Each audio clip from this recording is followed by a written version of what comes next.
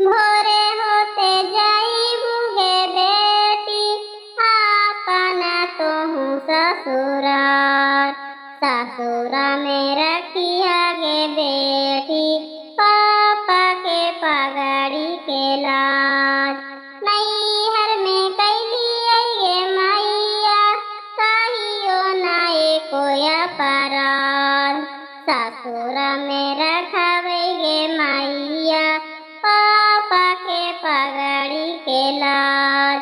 केकरो नइखे दीहा गे बेटी, मुहा लागल फटाफट जवाब।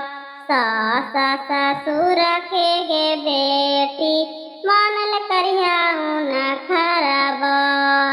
केकरो नइखे देबै गे मैया, मुहा लागल फटाफट जवाब। सास ससुर के गे मैया, मानल करबै सब हम बर। देवर ननद के हो बेटी, मानिहा भाई बहिन। अपन बड़ा गोतनी के बेटी, करिहा ना तोहू अपमान।